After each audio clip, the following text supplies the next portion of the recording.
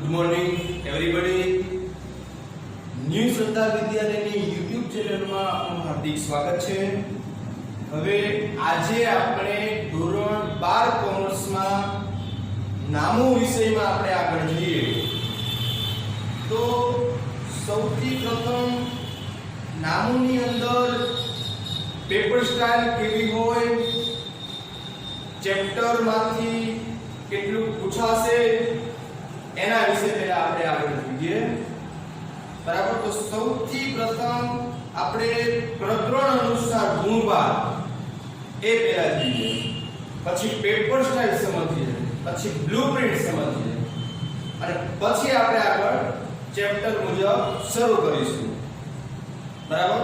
એટલે સૌથી પ્રથમ આપણે પહેલા પ્રકરણ અનુસાર ગુણભાર જોઈએ. તો અહીંયા પ્રકરણનું નામ ગુણ, પાર્ટ 1 એમાં 7 ચેપ્ટર, પાર્ટ 2 એમાં 6 ચેપ્ટર, એટલે ટોટલ 13 ચેપ્ટર આપણા એકાઉન્ટની અંદર રહેશે. હવે પ્રથમ ચેપ્ટર ભાગીદારીનો વિષય પ્રવેશ 4 માર્ક, ભાગીદારી પેઢીના વાર્ષિક હિસાબ 11 માર્ક. તો અહીંયા આપણે એમ કહીએ કે ભાગીદારી વિષય પ્રવેશ એટલે શું કહેવાય? તો 11મા ધોરણની અંદર આપણે એક વ્યક્તિ હિસાબ કેવી રીતે લખે છે આપણે એ જોઈ ગયા. અહીંયા આપણે ભાગીદારીના હિસાબો વિશે જોવાનું આવશે. તો ભાગીદારી એટલે શું? તો તમે જાણો છો કે ઓછામાં ઓછા 2 વ્યક્તિ અને વધુમાં વધુ 50 વ્યક્તિ દ્વારા જે ધંધો શરૂ કરવામાં આવે એને આપણે ભાગીદારી કહી શકીએ. અને ભાગીદારીમાં એક કરતા વધારે વ્યક્તિ હશે એને ભાગીદારી કહેવાય.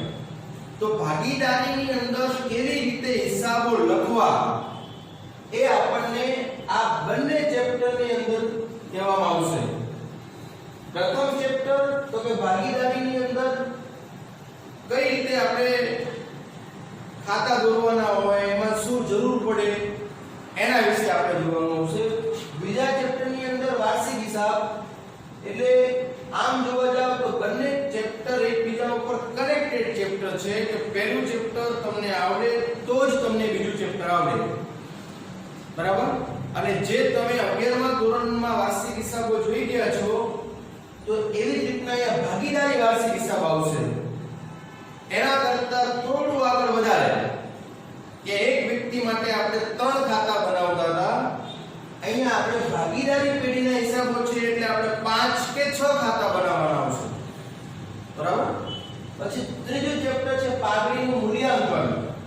પેઢીનું અદ્રશ્ય મિલકત છે. પાઘડી એટલે પેઢીની પ્રતિષ્ઠા મૂલ્ય દર્શાવતી અદ્રશ્ય મિલકત. કે પાઘડી શું કહેવાય, કેવી રીતે ધંધામાં ઊભી થાય પાઘડી, તો એના વિશે જોવામાં આવશે.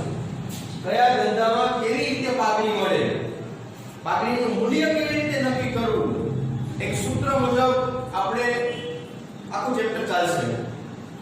પછી ભાગીદારી પુનર્ગઠન કે જે 5 માર્કનું. ભાગીદારી પુનર્ગઠન એટલે શું કહેવાય? તો પુનર્ગઠન એટલે ફેરફાર કરવો. ભાગીદારીમાં ફેરફાર મતલબ તો કે અહીંયા તમે કોઈ પણ ફેરફાર કરવા માંગો છો, માની લો કે નફા નુકસાનના પ્રમાણમાં ફેરફાર કરવા માંગો છો, તે પુનર્ગઠન થયું. 2 વ્યક્તિ હોય તમે ત્રીજાને પ્રવેશ આપો, 5 વ્યક્તિ હોય છઠ્ઠાને પ્રવેશ આપો, એટલે ટૂંકમાં ભાગીદારો બદલશો તે પુનર્ગઠન કહેવાય. કોઈ ભાગીદારને છૂટો કરશો તો પુનર્ગઠન કહેવાય. એટલે ટૂંકમાં ભાગીદારીમાં ફેરફાર એને આપણે ભાગીદારી પુનર્ગઠન કહી શકીએ. બરાબર. ત્યાર પછી ભાગીદારનો પ્રવેશ, પાંચમું ચેપ્ટર જેના 9 માર્ક છે. તો ભાગીદારનો પ્રવેશ એમાંથી એક દાખલો 8 માર્કનો હોય અને બાકીનો એક પ્રશ્ન MCQ હોય. તો ભાગીદારી પ્રવેશની અંદર એટલે શું? તો ભાગીદારી પ્રવેશ એટલે કે 3 ભાગીદારો બિઝનેસ કરતા હોય અને એકને ઉમેરો કરવામાં આવે, એકનો પ્રવેશ આપવામાં આવે તો એને ભાગીદારી પ્રવેશ કહીએ છીએ.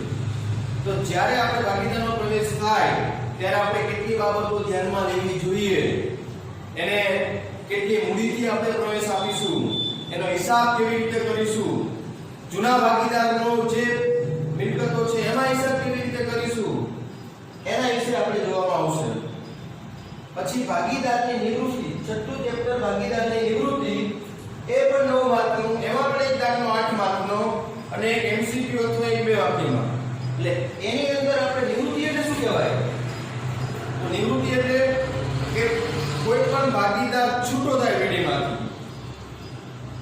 3 ભાગીદાર હોય એમાંથી એક છૂટો થાય, તો જ્યારે ભાગીદાર છૂટો થાય એને નિવૃત્તિ આપણે કહીએ છીએ.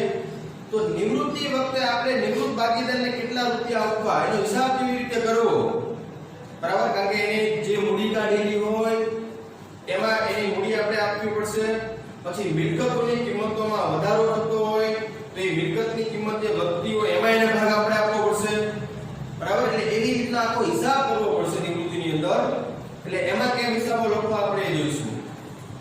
ત્યાર પછી 7મું ચેપ્ટર આપણું ભાગીદારીનું વિસર્જન, 8 માર્ક.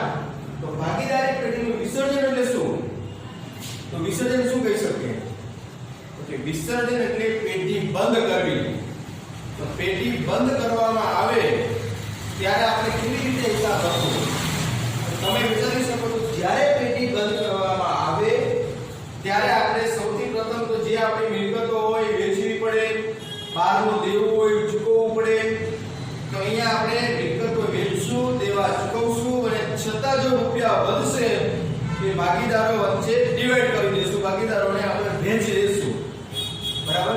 એટલે વિસર્જનની અંદર પેઢી બંધ કરતી વખતે કેમ હિસાબો લખવા એ જોવામાં આવશે. એટલે એકંદરે આપણો આખો પ્રથમ ભાગ ભાગીદારીને લગતો છે, જોઈ શકો છો તમે, જો, બરાબર? સૌથી પ્રથમ બે ચેપ્ટર તો ભાગીદારો હિસાબ કેમ લખે, પેઢી ચાલુ હોય ત્યારે હિસાબ કેમ લખે, પછી પાઘડી કેવી રીતે ઊભી થાય, પાઘડી શું કહેવાય, કયા ધંધામાં કેવી રીતે ઊભી કરવી, પછી પુનર્ગઠન એટલે કે ભાગીદારીમાં ફેરફાર કેવી રીતે ફેરફાર કરશો, બરાબર? તો પછી ભાગીદારનો પ્રવેશ, એકને પ્રવેશ આપવો અથવા અમુક ભાગીદારને છૂટા કરો એટલે કે નિવૃત્તિ, અથવા ભાગીદારી પેઢી બંધ કરો તો હિસાબ કેવી રીતે લખવા. એટલે ટૂંકમાં પેઢી ચાલુ હોય ત્યારથી માંડી પેઢીમાં કેટલા ફેરફારો કરો છો અને છેલ્લે પેઢી બંધ કરો છો ત્યાં સુધીના બધા જ હિસાબો આપણે પાર્ટ 1 ની અંદર આપણે જોવાના આવશે, બરાબર? ત્યાર પછી પાર્ટ 2 માં જોઈએ શેર મૂડીના વ્યવહારો. તો એની અંદર શેર એટલે શું કહેવાય? તો કે શેર એટલે કંપનીને નાણાં મેળવવા માટે જે શેર બહાર પાડશે એની વાત કરવામાં આવશે. તો તમે 11મા ધોરણમાં જોઈ ગયા કે શેર અને ડિબેન્ચર શું કહેવાય, બરાબર? તો કંપની જ્યારે નાણાં મેળવવા માટે શેર બહાર પાડે છે ત્યારે એને આમનોંધ કેવી રીતે કરવી, કેવી રીતે મૂડી મેળવશે, કેવી રીતે આમનોંધ કરવી એના વિશે જોવામાં આવશે. જેનો એક દાખલો 8 માર્કમાં હશે, બરાબર? 2 માર્કની થિયરી હશે. પછી 9મું ચેપ્ટર ડિબેન્ચર, જેવી રીતે શેર બહાર પાડે છે એવી જ રીતના ડિબેન્ચર બહાર પાડશે. તો ડિબેન્ચર બહાર પાડે ત્યારે આમનોંધો કઈ કરવી, કેટલી રીતે ડિબેન્ચર બહાર પાડી શકશે, કેવા કેવા સંજોગો ઊભા થશે એ જોવામાં આવશે. જે 8 માર્ક પણ એના ટૂંકા દાખલા હશે, 2 માર્કમાં 3 માર્કમાં. પછી 10મું ચેપ્ટર આપણું કંપનીના વાર્ષિક હિસાબો, 11 માર્ક. કંપની વાર્ષિક હિસાબ કેવી રીતે લખશે, બરાબર? આપણે આગળ 11માં એક વ્યક્તિના હિસાબો જોયા. પ્રથમ ભાગની અંદર ભાગીદારો બે કે વધારે વ્યક્તિઓ હિસાબ કેવી રીતે લખે એ જોયું. તો અહીંયા આપણે કંપની વાર્ષિક હિસાબ, ધંધાનો ત્રીજું સ્વરૂપ કંપની. ધંધાના 3 સ્વરૂપ હોય એમાં પહેલું એકાંકી પેઢી, બીજું ભાગીદારી પેઢી, ત્રીજું કંપની. એકાંકી આપણે 11માં ધોરણમાં જોઈ ગયા, ભાગીદારી આપણે પ્રથમ ભાગની અંદર જોઈ ગયા અને કંપની સ્વરૂપ આપણે અહીંયા પાર્ટ 2 ની અંદર આપણે જોઈએ છીએ. પછી 11મું ચેપ્ટર નાણાકીય પત્રકોનું વિશ્લેષણ. તો પત્રકો એટલે શું? તો કે અહીંયા આપણે જે વેપાર ખાતું, નફા નુકસાન ખાતું અને પાકું સરવૈયું એ ત્રણેય નાણાકીય પત્રકો કહેવાય. તો પત્રકોની જે તુલના કરો છો એને વિશ્લેષણ કર્યું કહેવાય.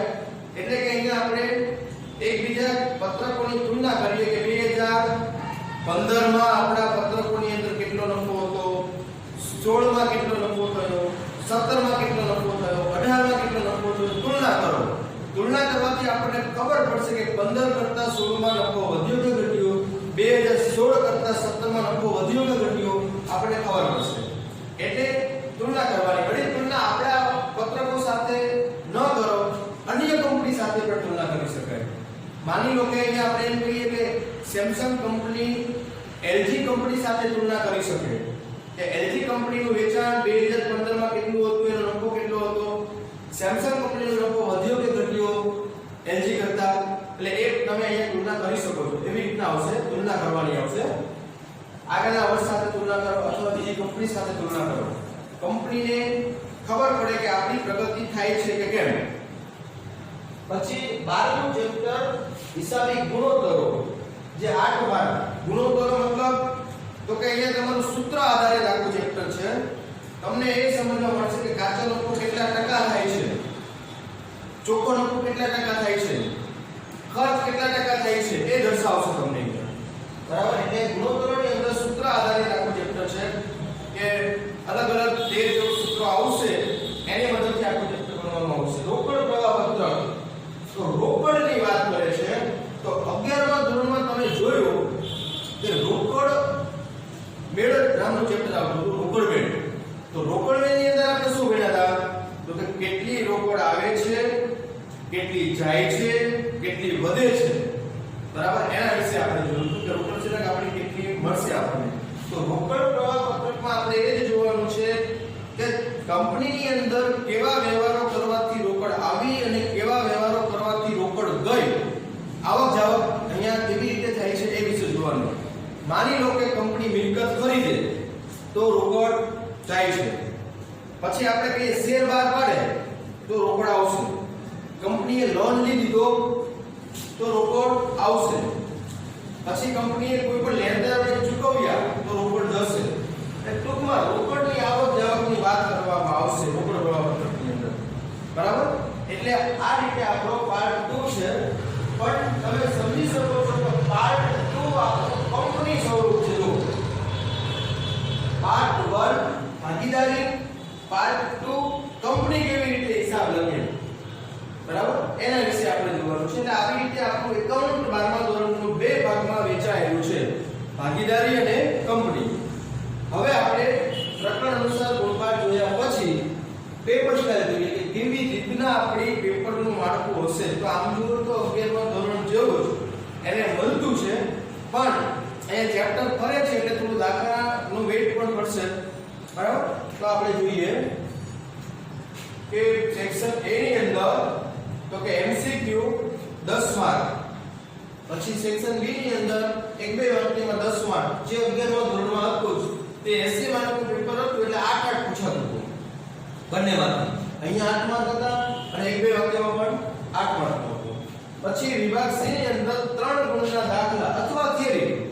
3 ગુણના દાખલામાં કેવા હોય તો કે અહીંયા માની લો કે એક દાખલો અહીંયા ભાગીદારીનો હોઈ શકે, 3 માર્કનો ભાગીદારીનો દાખલો હોય, પછી પાઘડીનો દાખલો પૂછાતો હોય, પછી ભાગીદારીનું પુનર્ગઠન એમાંથી એક દાખલો પૂછાતો હોય. એની ચર્ચા હું અત્યારે ડીપમાં નથી કરતો, પણ તમને 3 માર્ક્સના દાખલા હોય અને ક્યારેક એકાદો પ્રશ્ન પણ થિયરીનો નીકળી શકે. બરાબર. આમનો લખવાનો હોય, સૂત્રવાળા દાખલા આવશે.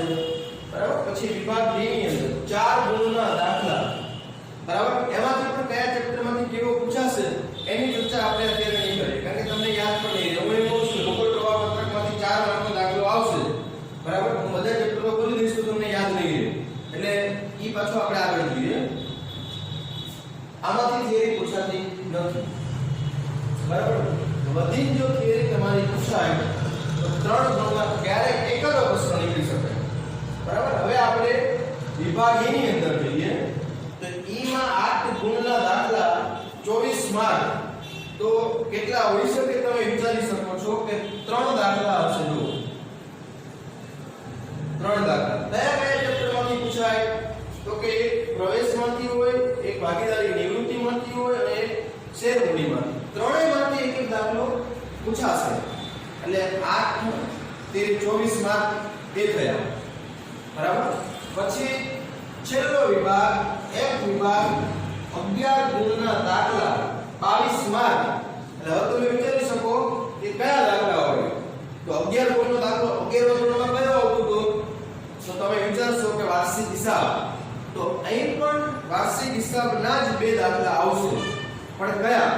વાર્ષિક હિસાબ તો આપણી પાસે બે છે, એક એના ભાગીદારી પેઢીના વાર્ષિક હિસાબ અને કંપનીના વાર્ષિક હિસાબ, જેના દાખલા 11 માર્ક્સના બે દાખલા પૂછાશે. બરાબર? એટલે મોટા દાખલાની અંદર આપણો ગુણભાર જોવા જાવ તો અહીંયા 11 માર્ક્સના બે દાખલા અને 8 ગુણના 3 દાખલા, એવી રીતના ટોટલ 5 દાખલા તમારા મોટા દાખલા પૂછાય. બરાબર? તમારે એકાઉન્ટના પેપરમાં 100 માંથી 100 માર્ક પૂરા લાવવા હોય તો તમારે છેલ્લા 2 વિભાગ ઉપર ફોકસ કરવું જરૂરી. કારણ કે જો તમારા વાર્ષિક હિસાબ તમે જાણો છો કે 11મા ધોરણમાં ઘણી બધી મહેનત કરતા હતા ત્યારે વાર્ષિક હિસાબ ભણતો હતો, તો એવી જ રીતના અહીંયા પણ તમારે વાર્ષિક હિસાબમાં થોડી મહેનત કરવી પડશે. કારણ કે તમારા જે હવાલા આપેલા હોય એમાંથી તમે એક ભૂલ કરશો એટલે તમારો દાખલો મળવાનો નથી. પછી સીધા 11 માંથી 8 માર્ક તમને મળે, 3 માર્ક તમારે કપાઈ શકે. એટલે તમારે એવી મહેનત કરવાની કે વાર્ષિક હિસાબની અંદર તમારો ક્યાંય કચાશ ન રહેવી જોઈએ. ભાગીદારીના વાર્ષિક હિસાબો થોડું અઘરું ચેપ્ટર કહી શકો. કંપનીના વાર્ષિક હિસાબ ઈ સરળ છે, એ બધાને મળી જશે. એવરેજ સ્ટુડન્ટ હશે તો પણ એ મળી જશે. પણ એક વાર્ષિક હિસાબ મેળવવો થોડો મુશ્કેલ છે. બરાબર? જે બહુ હોશિયાર સ્ટુડન્ટ હશે એને મળશે. બરાબર? અને થોડી મહેનત કરશો, કોઈ કામ ઇમ્પોસિબલ હોતું નથી, પણ મહેનત તમારી માંગી લેશે. બરાબર? પછી અહીંયા 8 ગુણના જે 3 દાખલા પૂછાય, એ ત્રણેય દાખલા આમ જોવા જાવ તો વાર્ષિક હિસાબથી કમ નથી. ત્રણેય દાખલાની અંદર એવું હોય છે, ક્યારેક તમારો પ્રવેશનો દાખલો મળે તો ક્યારેક નિવૃત્તિનો મળશે.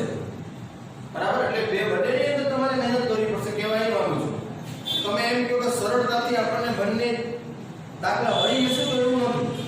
શેર કોડની અંદર પણ એવું છે કે એમાં પણ તમારે થોડી મહેનત કરવી પડશે. બરાબર? ત્રણેય દાખલા 8 માર્કમાં 3 નિયમા વાર્ષિક હિસાબ જેટલી મહેનત કરવી પડશે. એટલે તમે વિચારી શકો છો કે આપણી પાસે અહીંયા જે આ ચેપ્ટર છે એ ફોકસ કરવું પડશે વધારે. પછી ભાગીદારી પ્રવેશ, ભાગીદારી નિવૃત્તિ અને શેર મૂડીના વ્યવહારો, આટલા ચેપ્ટર ઉપર તમારે સૌથી વધુ ભાર આપવો પડશે. બીજા બધા ચેપ્ટરો તમને આવડી શકે, એમાં તમારી ભૂલોની શક્યતાઓ ઓછી થાય, પણ આટલા ચેપ્ટર ઉપર તમારે વધારે ધ્યાન આપવું પડશે. બરાબર? પછી વળી પાછું કેવું છે, તમને એ સમજાવું કે આપણે જ્યારે સિલેબસ ચલાવશું ત્યારે આ બંને ચેપ્ટર કનેક્ટેડ ચેપ્ટર છે કે પ્રથમ ચેપ્ટર આવડે તો જ બીજું આવડે. બરાબર? પછી 3 થી માંડીને 6 સુધી એકબીજા ઉપર કનેક્ટેડ ચેપ્ટર છે. કે ચારે ચેપ્ટર કે તમે ત્રીજા ચેપ્ટરનું જે ભણશો એ ચોથામાં આવશે, ત્રીજું ચોથું પૂરું કરશો એટલે પાંચમામાં આવશે, અને 3, 4, 5 પૂરું કરશો એ છઠ્ઠામાં આવશે. એટલે ચારે ચેપ્ટર તમારા એકબીજા ઉપર આધારિત ચેપ્ટર છે. પછી વિસર્જનના કોઈ લેવા દેવા નથી, આગળના કોઈ ચેપ્ટર સાથે લેવા દેવા નથી. વિસર્જનમાં પેઢી બંધ કરવી ત્યારે આપણે શું કરવું એના વિશે લખવામાં આવશે. એટલે એ કોઈ કનેક્ટેડ ચેપ્ટર નથી, આધારિત ચેપ્ટર નથી. પછી જોવા જાવ તો અહીંયા એટલે પ્રથમ ભાગ આનો આ રીતે કરો. પછી પાર્ટ 2 ની અંદર કે શેર મૂડી અને ડિબેન્ચર, તેમાં તમે જે શેર બહાર પાડશો જેને જે અમલ કરશો એને જ રીતના ડિબેન્ચર બહાર પાડતી વખતે અમલ થશે. કનેક્ટેડ ચેપ્ટર છે શેર ઉપર એ બને છે. પછી કંપનીના વાર્ષિક હિસાબ, પત્રકોનું વિશ્લેષણ, આ બધા ચેપ્ટરો તમારા કનેક્ટેડ થશે. રોકડ પ્રવાહ આખો અલગ છે, પણ તો પણ એટલું કરી શકું કે 10મું ચેપ્ટર તમે વ્યવસ્થિત કરો એટલે 11મું તમને સરળતાથી આવડી જશે, બિલકુલ સરળતાથી આવડી જશે. પછી 12મું 13મું ચેપ્ટર પણ વાર્ષિક હિસાબ ઉપર થોડુંક આધારિત ચેપ્ટર કહી શકો, કારણ કે એની જે ફોર્મેટ છે એમાં કામ લાગવાનું છે. બરાબર? એટલે આપણે અહીંયા એવું હું એટલા માટે આધારિત ચેપ્ટર સમજાવું છું કે તમે ઘણી વખત કેવું વિચારતા હોય કે આપણે પ્રથમ ચેપ્ટર ભણવું નથી, બીજા ચેપ્ટરમાં હું મહેનત કરીશ. તો એ ભૂલી જજો, તમારે પ્રથમ ચેપ્ટર વ્યવસ્થિત કરશો તો બીજું ચેપ્ટર આવડશે. પછી ત્રીજું ચેપ્ટર તમે વ્યવસ્થિત કરશો તો આગળના ચેપ્ટર 3, 4, 5, 6 આવડે, 4, 5, 6 આવડે. એટલે તમારે એવું વિચારવાનું કે એકાઉન્ટની અંદર એક પણ ચેપ્ટર છોડવા જેવું નથી. બરાબર? આંકડાશાસ્ત્રમાં આપણે કેવું હોય કે તમે સૂચકાંક ચેપ્ટર ભણી ગયા પછી બીજું ચેપ્ટર સ્ટાર્ટ થઈ ગયું, પહેલું ચેપ્ટર તમને ન આવડતું હોય તો પણ તમને બીજું ચેપ્ટર આવડશે, ત્યાં તમને આવડી શકે, બરાબર. પહેલું ચેપ્ટર બિલકુલ આવડતું નથી તો બીજા ચેપ્ટરમાં તમને આવડી શકે, પણ અહીંયા એકાઉન્ટની અંદર કેવું છે કે પ્રથમ ચેપ્ટર તમને આવડતું નથી તો બીજા ચેપ્ટર ઉપર એની અસર થશે. એટલે વિદ્યાર્થી મિત્રો ખાસ ધ્યાન રાખજો કે અહીંયા તમે દરેક ચેપ્ટર ઉપર ફોકસ કરવું પડશે, બરાબર. ચલો હવે આપણે આપણો ત્રીજો પોઈન્ટ જોઈએ, બ્લુપ્રિન્ટ જોઈએ. કયા ચેપ્ટરમાંથી કયો દાખલો પૂછાય એના વિશે સમજીએ આપણે, બરાબર.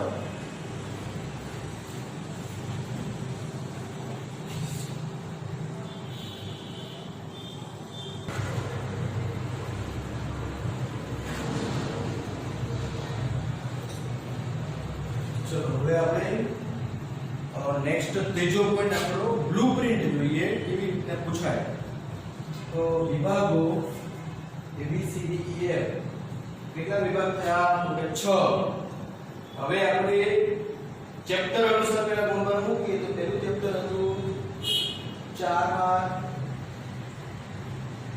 પછી 11, પછી 6 માર્ક, 5, પછી પ્રવેશ 9, નિવૃત્તિ 9 માર્કનું, પછી 8 માર્કનું, પછી પાર્ટ 2 8મું ચેપ્ટર તો કે 8મું ચેપ્ટર હતું 10 માર્ક, પછી ડિબેન્ચર વાળું ચેપ્ટર 8 માર્ક, પછી કંપનીના વાર્ષિક હિસાબ 11 માર્ક, પછી 11 પછી 5 માર્ક, પત્રકોનું વિશ્લેષણ 5 માર્ક, પછી આવશે 8 માર્ક અને પછી 6.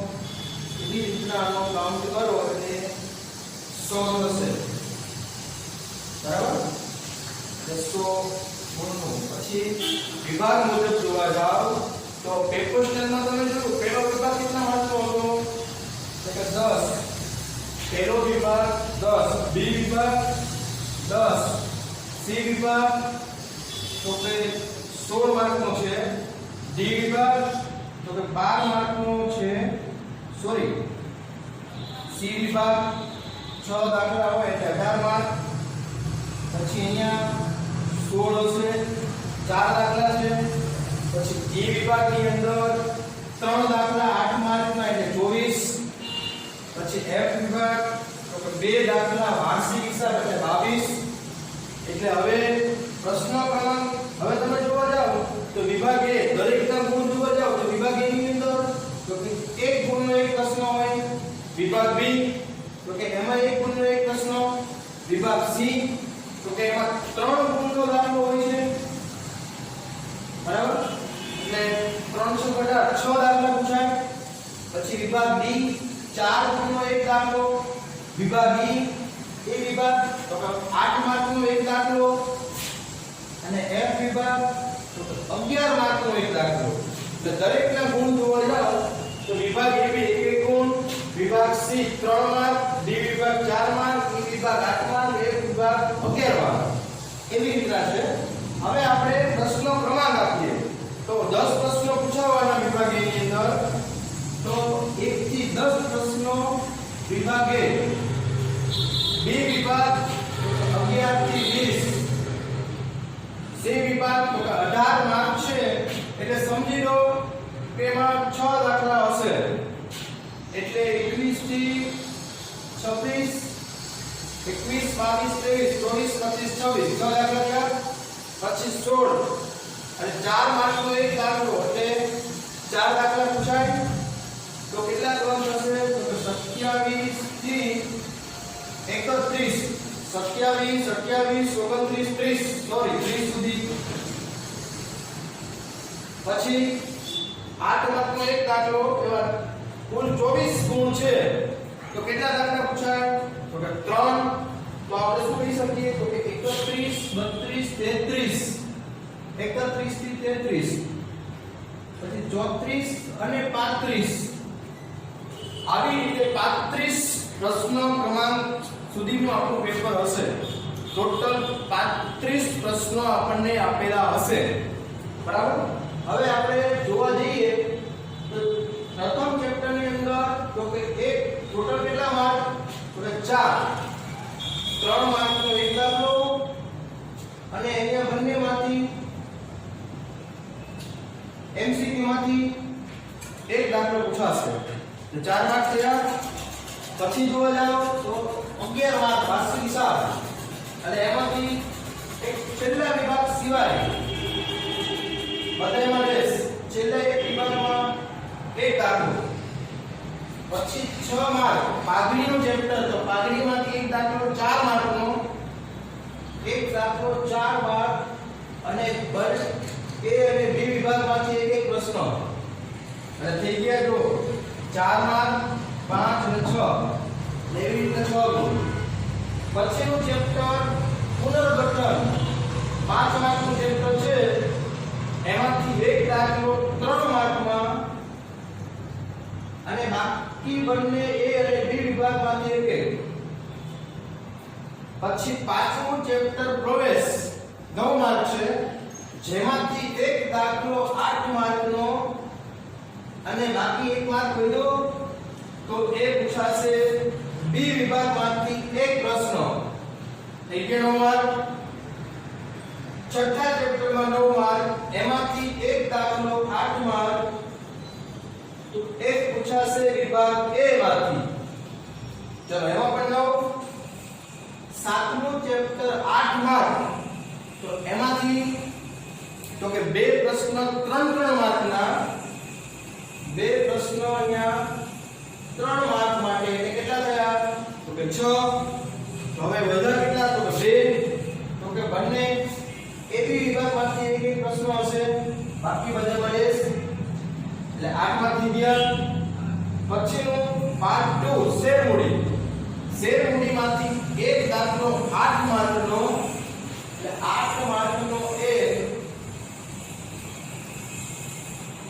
હવે 2 માર્ક્સ વધે છે તો એબી વિભાગમાંથી એક એક પ્રશ્ન એટલે એમાં પણ થઈ ગયા પછી 9મું ચેપ્ટર ડિવેન્ચર તો એમાંથી તો કે ડિવેન્ચરમાં 8 માર્કનું છે તો એમાંથી બે પ્રશ્ન 3 માર્ક માટે હશે એટલે 3 માર્કના બે પ્રશ્નો એટલે 6 થયા બાકી એબી વિભાગમાંથી એક એક અને થઈ ગયા એમાં પણ 8 માર્ક બરાબર પછી આપણે જોઈએ તો વાર્ષિક હિસાબ 11 માર્ક તો 11 માર્ક છે તો એમાંથી એક જ દાખલો આપણને પૂછાય ચાલો એમાં પણ કમ્પ્લીટ પછીમાંથી જોવા જાવ તો 11મું ચેપ્ટર એમાંથી 4 માર્કનો એક દાખલો પૂછાશે અને બાકીનો પ્રશ્ન તો કે બી વિભાગમાંથી એક પ્રશ્ન નીકળશે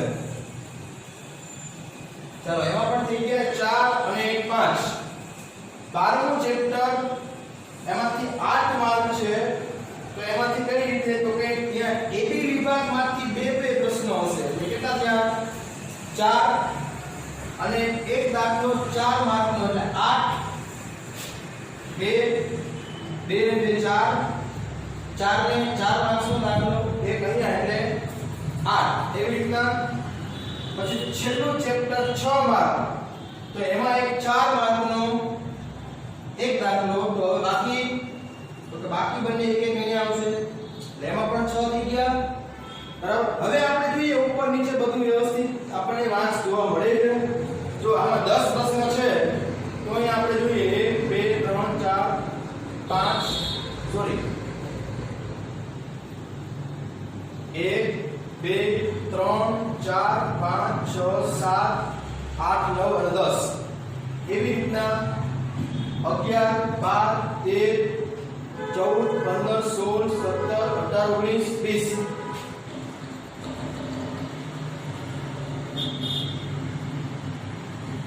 બરાબર ચાલો હવે એવી રીતના અહીંયા 21 22 21 થી 26 છે ને 21 22 23 24 25 26 થઈ ગયા પછી 27 28 29 30 પછી 31 થી 33 એટલે 31 32 33 પછી 34 અને 35 આવી રીતના આપણું પેપર હોય છે હવે આપણે જોઈએ કે પ્રથમ પ્રશ્ન ચેપ્ટર 1 નો જ હશે, બીજો પ્રશ્ન ચેપ્ટર 3 નો જ હશે. એવી રીતના 1 2 3 4 5 6 7 સાતમો પ્રશ્ન 9મા ચેપ્ટર નો જ હશે, બરાબર. પછી 8 9 10 10મો પ્રશ્ન તો કે 13મા ચેપ્ટર નો જ હશે.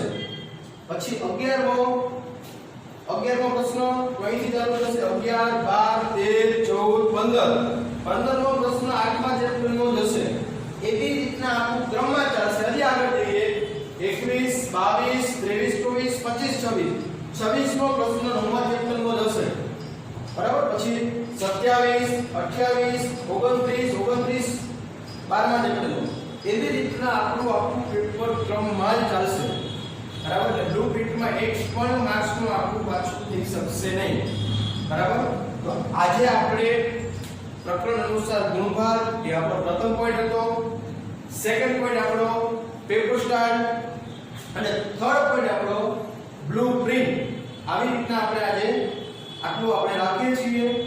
હવે નેક્સ્ટ લેક્ચર ની અંદર આપણે પ્રથમ ચેપ્ટર આપણું શરૂ કરીશું કે જે ભાગીદારીના હિસાબો, એના વિશે આપણે આગળ જઈશું. ચલો હવે અહીંયા લેક્ચર આપણે રાખીએ છીએ.